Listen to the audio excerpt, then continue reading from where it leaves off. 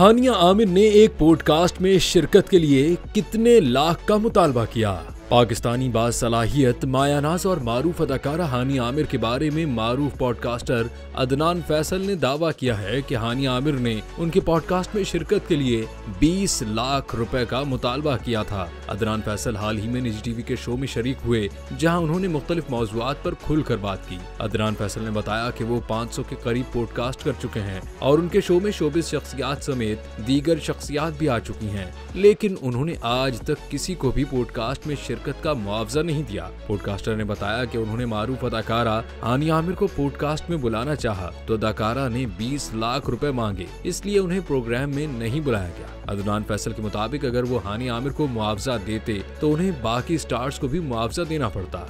बाकी अदाकार भी तो पॉडकास्ट में शिरकत के लिए आते हैं, फिर उनका क्या कसूर कि उन्हें मुआवजा न मिले।